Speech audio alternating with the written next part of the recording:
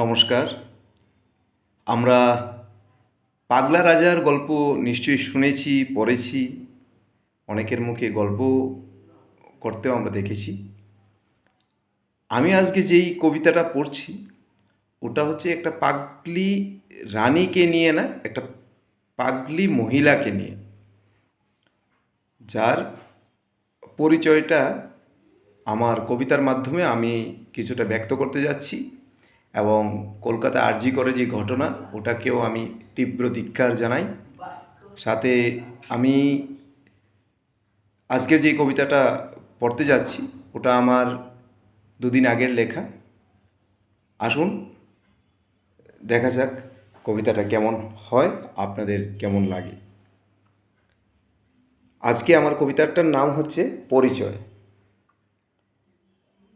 কবিতার নাম হচ্ছে পরিচয়। শুরু করতে যাচ্ছি।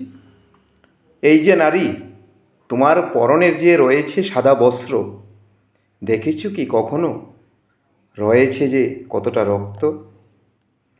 পরনে তোমার চটি, আজব তোমার আচরণ যত, মিথ্যার বলি তোমার মুখেতে শত শত। হত্যার দাম তুমি লাগিয়েছ 10 লাখ, তোমার পদপৃষ্ঠে লুণ্ঠিত মমতা, রেখেছ আঁচলে তোমার রাবণের 10 মাথা। তুমি কি আদৌ নারী? তুমি কি আদৌ নারী? নাকি আইনের বাহবায় পুষে রেখেছ হায়নার দল, বন্দুকের ডগায় চালিত করতে দেশটাকে? তুমি কিন্তু ছাড়তে নারাজ, তুমি কিন্তু ছাড়তে নারাজ শাসন তোমার। সন্ন্যাসী তুমি কিন্তু ভণ্ড, নারী রূপে আসলেই তুমি পাষণ্ড। অহংকারী সর্বনাশী তুমি, তুমি ছাড়তে নারাজ লাশের উপর সাজানো তোমার গদি। তুমি ছাড়তে নারাজ লাশের উপর সাজানো তোমার গদি। আচ্ছা বলো তো, তুমি আসলেই কি নারী? তোমার সাজানো নাটকে তুমি নায়িকা, তোমার বানানো গানের স্বরে তুমিই গায়িকা। তোমার গুণের জ্বালায় তপ্ত গোটা রাজ্যবাসী। অ্যালার্জিও রয়েছে তোমার জয় শ্রীরাম নামেতে।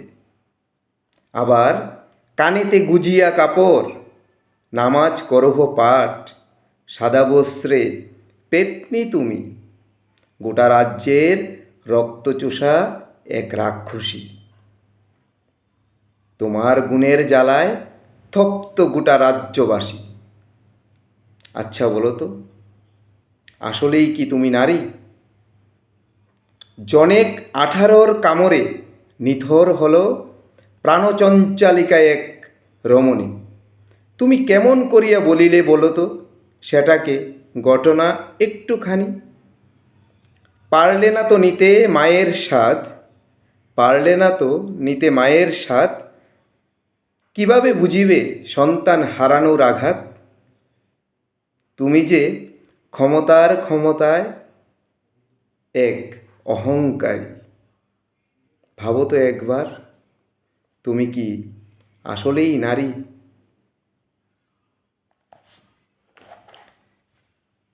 আমার কবিতার ভাষায় আমি তীব্র বিক্ষোভ জানাই ওনার শাসন ও শোষণকে। আসুন সবাই হাতে হাত মিলিয়ে আরজি করের ঘটনার আমরা সবাই মিলে প্রতিবাদ জানাই। আমার কবিতাটাকে শেয়ার করে দিন যাতে ওনার কানে একটু গিয়ে পৌঁছায়। জানি অনেকে আমাকে বিক্ষুব্ধ অথবা কি বলে এটাকে, বিদ্রোহী বলবে, তাতে আমি অনেক খুশি। সবাই ভালো থাকবেন। নমস্কার।